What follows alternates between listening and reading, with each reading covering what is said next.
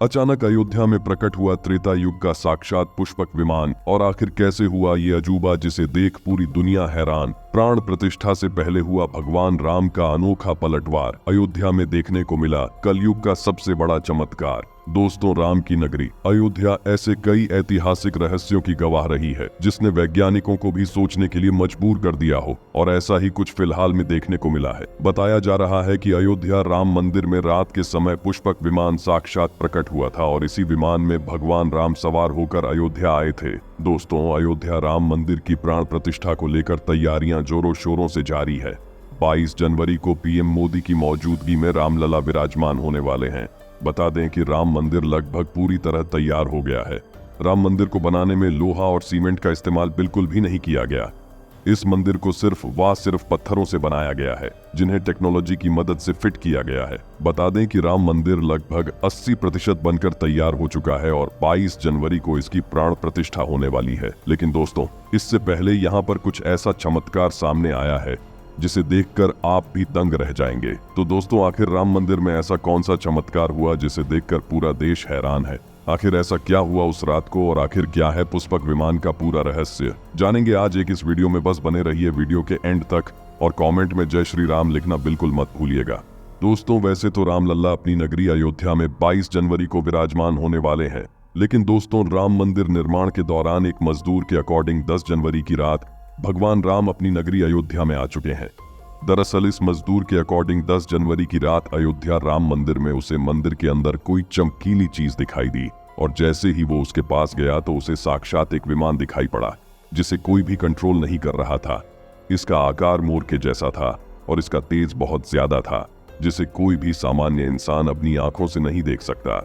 दोस्तों, माना जा रहा है कि यह विमान पुष्पक विमान था जिसका संबंध त्रेता युग से माना जाता है, जब रावण ने अपनी बहन के अपमान के लिए सीता का छल से अपहरण किया था और आकाश मार्ग से लंका पहुंच गया था। तब इस काम में उसकी मदद पुष्पक विमान ने ही की थी, जो कि आदिकाल का पहला विमान माना जाता है। इसमें न सिर्फ मायावी खूबियां थी बल्कि इसकी रफ्तार बढ़ाने घटाने का अनूठा तरीका था।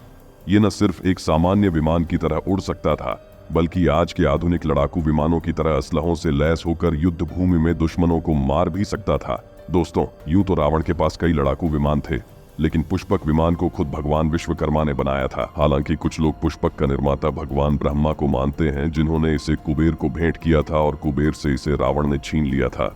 रामायण में कहा गया है कि रावण पंचवटी से माता सीता का हरण कर उन्हें पुष्पक विमान से लंका ले आया था और रावण की मृत्यु के बाद विभीषण इसके अधिपति बने, लेकिन उन्होंने इसे कुबेर को वापस लौटा दिया था। मगर कुबेर ने विनम्रता दिखाते हुए इसे राम को उपहार में दे दिया था, जिसके बाद राम जी लंका विजय के बाद अयोध्या पुष्पक विमान से ही पहुंचे थे। दोस्तों, वाल्मीकि की रामायण के अनुसार पुष्पक विमान मोर आकृति वाला विमान था जो आग और हवा दोनों की एनर्जी से चलता था। इसकी गति काफी तीव्र थी और चालक के मन की रफ्तार से इसे किसी भी दिशा में चलाया जा सकता था। इसके अलावा इसे छोटा बड़ा भी किया जा सकता था, जो दिन और रात किसी भी समय उड़ने में सक्षम था। लेकिन दोस्तों, अब आपके मन में सवाल उठता होगा कि क्या इस पुष्पक विमान को हर एक आम इंसान चला सकता था या नहीं। तो इसके लिए आपको बता दें कि इस विमान को मंत्र सिद्ध करने वाला व्यक्ति ही उड़ा सकता था। पुष्पक के बारे में मान्यता है कि ये उसी व्यक्ति के जरिए उड़ सकता था जिसने इसके संचालन का मंत्र सिद्ध किया हो। ये विमान एक ग्रह से दूसरे ग्रह तक आवागमन भी कर सकता था। कहा जाता है कि इस विमान में सोने के खंभे लगे थे और इसकी सीढ़ियों पर कीमती रत्न जड़े थे। इसमें कई कैबिन भी बने हुए थे। विमान में नीलम से बना एक सिंहासन मौजूद था। ये विमान रात में भी उड़ान भरने के योग्य था।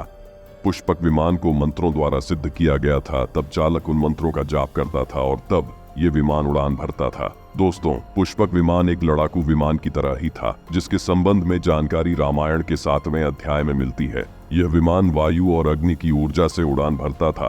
अपनी स्पेशल डिजाइन के चलते पुष्पक विमान के आकार को छोटा और बड़ा किया जा सकता था। यह विमान अपने मालिक की इच्छा का अनुसरण करते हुए उसी स्थान पर पहुंचा देता था। तो इस प्रकार पुष्पक विमान में ऐसी कई फैसिलिटीज थी जो आज के मॉडर्न लड़ाकू विमानों में भी देखने को नहीं मिलती। दोस्तों, इसके अलावा भी पिछले कई दिनों से अयोध्या में ऐसे कई चमत्कार देखने को मिले हैं जो आपको हैरान कर देंगे। बताया जा रहा है कि अयोध्या में रामलला की प्राण प्रतिष्ठा से पहले जनपद की सीमा में गिद्धों का भारी झुंड दिखाई दिया और वहां के स्थानीय लोग इसे गिद्धराज जटायु से जोड़कर देख रहे हैं। इसके अलावा वे इसे शुभ संकेत भी मान रहे हैं। अब आप इसे संयोग कहिए या कोई चमत्कार। बताया जा रहा है कि मिल्कीपुर तहसील क्षेत्र के गांव धरोली में पिछले 10-12 दिनों से गिद्धों का झुंड वास कर रहा है। हालांकि अब उस गांव से ये गिद्ध उड़ गए हैं, लेकिन अब ये गिद्ध अयोध्या की सीमा में यहाँ वहां दिखाई दे रहे हैं।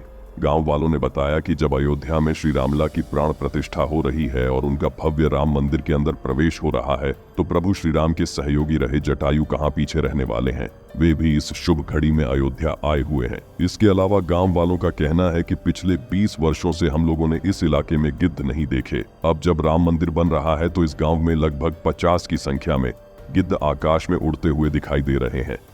गिद्धों के इस तरह दिखने की घटना को ज्यादातर लोग भगवान राम से जोड़कर देख रहे हैं और इसे शुभ संकेत भी मान रहे हैं। लेकिन दोस्तों, आपका इस बारे में क्या ओपिनियन है, हमें कमेंट करके जरूर बताएं। इसके साथ ही उम्मीद करते हैं कि आपको ये वीडियो जरूर पसंद आया होगा, इसलिए वीडियो को ज्यादा से ज्यादा शेयर करें और वीडियो को लाइक करना बिल्कुल भी मत भूलिएगा। इसके अलावा हमारे चैनल को सब्सक्राइब करना भी बिल्कुल ना भूलें। तो मिलते हैं ऐसी ही किसी और दास्तां के साथ, तब तक के लिए जय श्री राम। दोस्तों, आपको स्क्रीन पर 2 और वीडियोस दिखाई दे रही हैं, जिसे देखने के लिए स्क्रीन पर क्लिक करें।